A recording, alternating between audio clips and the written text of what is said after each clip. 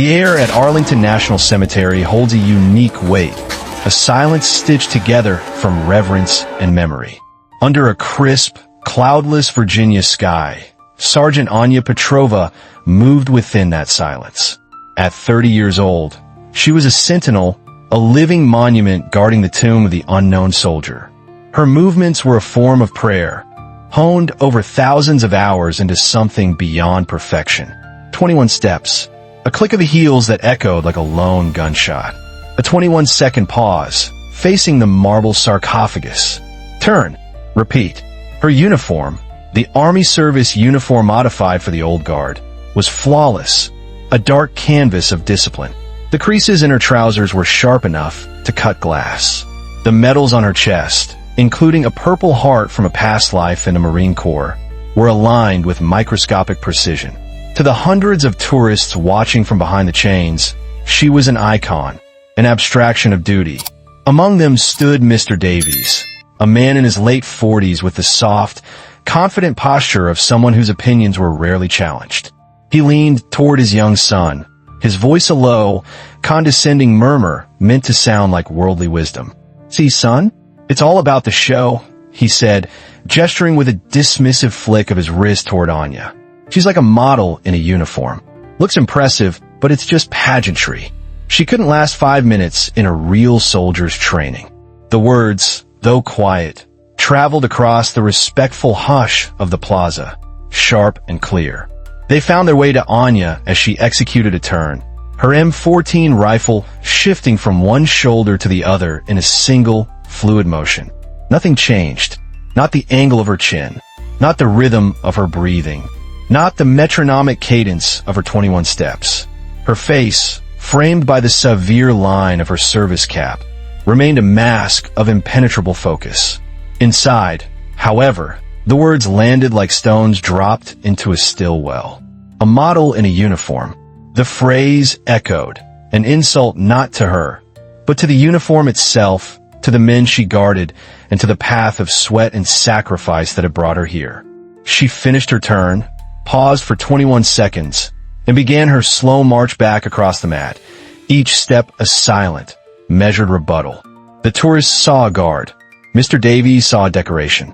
Neither saw the cold fire his words had just ignited. The sterile, fluorescent-lit break room at Fort Myer, the adjacent base that houses the old guard, smelled of floor polish and burnt coffee. Here, the living monuments became soldiers again. Anya sat in a corner, methodically cleaning her rifle. The rhythmic scrape of the cleaning wrought a stark contrast to the plaza's silence. Specialist Miller, a fresh-faced guard barely out of his teens, slammed his water bottle onto a table, his face flushed with righteous anger. "You guys hear that tourist? The one with the kid?" he announced to the room. Calling Sergeant Petrova a model. Said she couldn't handle real training. The nerve!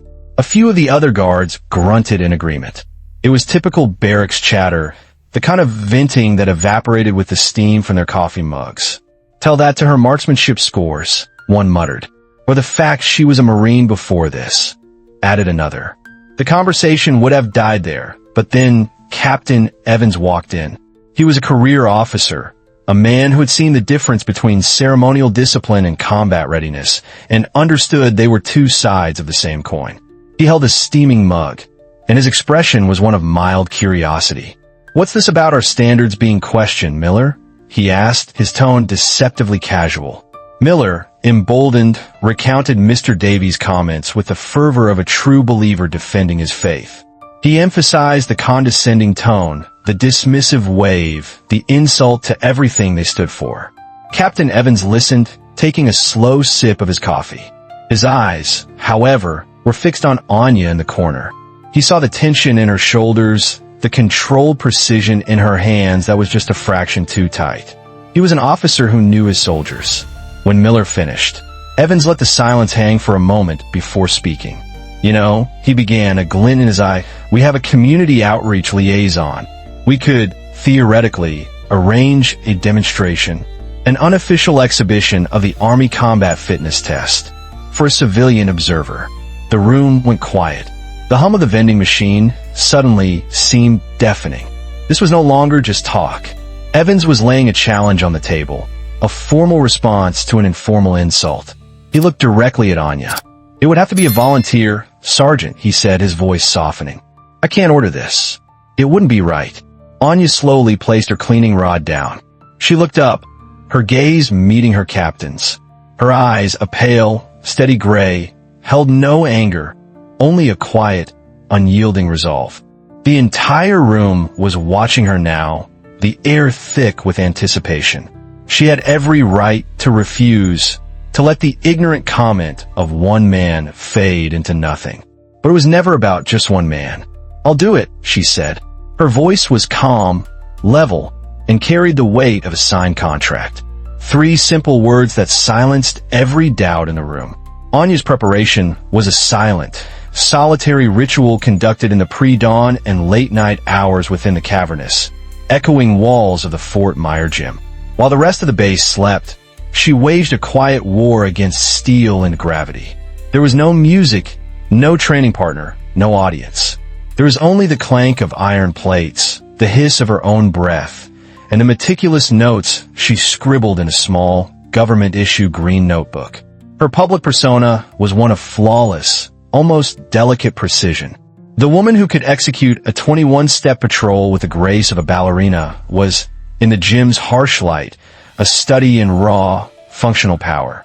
She approached the hex bar for deadlifts, her hands chalked, her back straight as a rifle barrel. The weight plates, stacked high, seemed impossibly heavy, but she lifted them with a controlled explosion of force. 140 pounds, 180, then 225. Each repetition was a testament to the strength hidden beneath her immaculate uniform. Evenings were for explosive power and endurance. On a deserted parade ground behind the barracks, she practiced the standing power throw, hurling a 10-pound medicine ball backward over her head. At first, the movement felt awkward, a clumsy departure from her usual economy of motion. But Anya possessed a patience forged in crucibles far hotter than a training field. Session by session, her form smoothed out, her throws arcing further and further into the darkness. The whispers started within days. "Petrova's actually doing it," soldiers would murmur. "She's training for the ACFT, to prove a point to some tourist." Some found it admirable. Others thought it was a fool's errand. Why? What's the point if no one sees it? One evening, Specialist Miller, unable to sleep, wandered into the 24-hour gym for a late-night snack from the vending machine. He found Anya on the floor mats, deep into a set of hand-release push-ups. Her form was brutally perfect. Down, chest to the floor. Hands lifted completely. Arms exploding back up. There was no wasted energy, no cheating momentum. Just pure, unadulterated strength, repeated over and over. Sweat dripped from her forehead onto the mat, but her breathing was as steady as a drumbeat. He watched, mesmerized for several minutes before speaking. "Sergeant," he said softly, "you really think you can pass their whole test?" Anya finished a repetition before answering, not even breaking rhythm. "It's not about thinking, Miller," she said, her voice a low rasp between breaths. "It's about knowing. There's a difference." Miller nodded slowly, not fully grasping the distinction, but sensing its profound importance. "Seems like a lot of work for one stupid comment." Anya finally paused, pushing herself back to sit on her heels. Her face was slick with sweat, but her recovery was immediate, her breathing already returning to normal. She looked at the young soldier, her expression serious. "It's not about the comment. It's not about him," she said, her voice regaining its usual calm authority. "It's about this." She tapped the small, embroidered old guard patch on her PT shirt. "It's about what we represent. When someone questions that, you don't argue. You demonstrate." Test day arrived with a cool, misty dawn that blanketed the secluded training facility. The air was still, the world painted in shades of gray. Anya stood on the edge of the field, dressed in standard Army PT gear, black shorts, a gray shirt. The only adornment was a simple black digital watch on her wrist. 4 observers waited. 2 were Army officials from the base, clipboards in hand. The other 2 were civilians. One was Captain Evans's liaison. The other was Mr. Davies.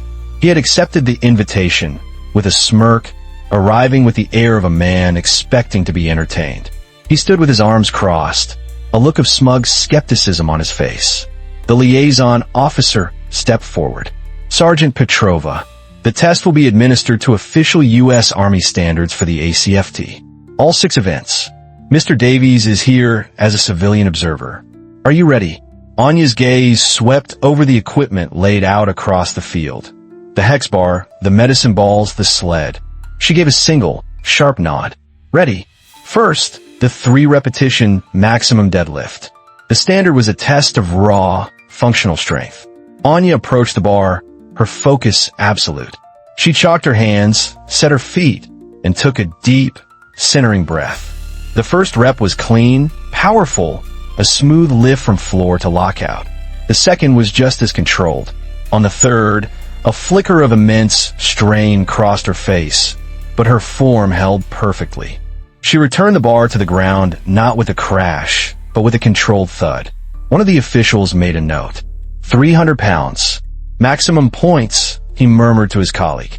Mr. Davies's smirk faltered, replaced by a flicker of genuine surprise. Next, the standing power throw.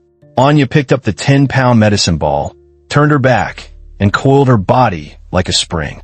With an explosive heave, she launched the ball backward over her head. It sailed through the misty air, landing with a soft thud far beyond the passing marker. 11.5 meters, the official called out. Another max score. Then came the hand-release push-ups, a 2-minute drill of pure muscular endurance. Anya dropped to the mat and began. Her pace was relentless, a perfect metronomic rhythm. Down, chest to ground, hands lift, explode up, over and over. The first minute passed, then 90 seconds. Her arms began to shake, but the rhythm didn't break. At the 2-minute whistle, she had completed 54 perfect repetitions. Clean count, the official noted, sounding impressed. Mr. Davies was no longer smirking. He stood a little straighter, his arms uncrossed. The look on his face had shifted from skepticism to a dawning, uncomfortable realization. The model in a uniform was systematically dismantling his assumptions, 1 max score at a time. He watched as Anya walked to the next station, her face a mask of calm focus. And for the first time, he looked less like a critic and more like a man who was beginning to understand how wrong he had been. The sprint drag carry was the heart of the ACFT, a brutal, lung-searing gauntlet designed to simulate the chaos of combat. It was 5 continuous legs, a sprint, dragging a 90-pound sled backward, a lateral shuffle, carrying 2 40-pound kettlebells, and a final, all-out sprint. It was here that technique and strength gave way to pure grit. Anya studied the course, her eyes tracing the path like a predator mapping its hunting ground. At the whistle, she exploded from the starting line. Her initial sprint was sharp and efficient. The sled drag was where the real fight began. She dug her heels in, her powerful legs churning as she pulled the dead weight across the damp grass. Her face was a mask of concentration, every muscle straining. She transitioned to the lateral shuffles, her movements quick and agile. But then, disaster nearly struck. Her left foot, slick with morning dew, slid out from under her. Her ankle rolled viciously. For a heart-stopping second, she teetered on the brink of collapse, her body twisting at an unnatural angle. A fall would have ended the test. A collective gasp went through the observers. Mr. Davies's hand flew to his mouth. But where others would have crumpled, Anya reacted with the instinct of a seasoned combat veteran. She fired her core muscles, her arms flailing for a split second to regain equilibrium. She found her footing, a sharp grimace of pain flashing across her face before being replaced by a terrifying wall of sheer determination. She didn't pause. She didn't limp. She finished the shuffles, her jaw clenched so tight it looked like it might crack. The stumble had cost her precious seconds. The kettlebell carry felt like lifting anchors, the pain in her ankle shooting up her leg. But she pushed through, her posture unwavering, her steps deliberate. The final sprint was an act of pure will. Her legs screamed, her lungs burned, but she drove through the finish line, collapsing into a crouch, hands on her knees, gasping for air. Time is 1 minute, 58 seconds, the official announced, checking his stopwatch with a look of disbelief. Within standard. Before she could fully recover, it was time for the next event, the plank. The ultimate test of core strength and mental fortitude. Anya lowered herself onto the mat, her body a rigid line from her shoulders to her heels, her eyes fixed on a single blade of grass. The timer started. 1 minute passed. Stone. 2 minutes, the minimum to pass, came and went. She didn't move. At 3 minutes, a fine tremor started in her shoulders. Sweat traced a path down her temple, dripping silently onto the mat. Mr. Davies had stopped pretending to be a casual observer. He was leaning forward, his face pale, watching with a kind of horrified fascination. He was witnessing a level of endurance he couldn't comprehend. For minutes, her entire body was now vibrating with the effort. Her jaw was locked, her eyes squeezed shut. It was no longer about muscle. It was a war being fought in the mind. For minutes, 32 seconds, Captain Evans's liaison said, his voice thick with awe. "All right, Sergeant, you can stop." Anya exhaled in a long, shuddering breath and lowered herself to the mat. She had not just passed. She had transcended the test. She had shown them what lies beneath the perfect uniform, a core of unbreakable forged steel. There was one event left, the 2-mile run. It was the final question mark, a test of cardiovascular endurance after the body had already been pushed to its absolute limit. As Anya stood at the starting line, rolling her injured ankle with methodical care, Mr. Davies approached her. The arrogance was gone, replaced by a look of humbled respect. I didn't think," he started, then stopped, unable to find the right words. Anya simply looked at the course ahead. "Still have to finish," she said, her voice quiet but firm. The whistle blew. Anya started at a steady, disciplined pace, not a desperate sprint, but the measured rhythm of someone who understood endurance. As she completed the first lap, a strange thing happened. Mr. Davies, in his casual polo shirt and loafers, stepped onto the track. He tried to run alongside her, as if to offer some kind of support, or perhaps to measure himself against the standard he had so casually dismissed. He lasted less than 200 meters before he was red-faced and gasping, falling away as Anya maintained her relentless pace. It was a final, visual surrender of his prejudice. She crossed the finish line with more than a minute to spare. She didn't collapse. She didn't celebrate. She simply slowed to a walk, hands on her hips, her breathing deep but controlled. The test was over. The liaison officer reviewed his clipboard. Unofficially, he announced to the small group, "That is a comprehensive pass of the Army Combat Fitness Test, with scores in the upper percentile on multiple events." A heavy, respectful silence settled over the field. In that quiet, Mr. Davies walked up to Anya. He looked her in the eye, his face a mixture of shame and profound admiration. He opened his mouth, but no apology came out. Instead, he simply extended his hand. Anya looked at his hand, then at his face. She saw the acknowledgement there, more sincere than any words could be. She took his hand and shook it. It was firm, brief, and professional. A peace treaty signed without a single word. That evening, back in the quiet solitude of the barracks, Anya opened her locker. Her immaculate dress, uniform hung waiting, a silent sentinel. As she reached for it, she saw a small piece of folded paper tucked into the frame of the locker door. It hadn't been there that morning. She unfolded it. On it were just 2 words typed in a plain block font. Point made. No signature. No congratulations. Just a simple, profound acknowledgement from someone who understood. A small, almost imperceptible smile touched Anya's lips. She slipped the note into her pocket. Minutes later, she was once again the icon, the Sentinel. As she stepped out onto the plaza for the evening guard change, her movements were just as precise, her expression just as impassive. The tourists saw a flawless guard. But now, they might wonder what kind of fire it takes to forge such perfection. They might wonder what lies beneath the uniform. And that, Anya knew, was the only victory that ever really mattered.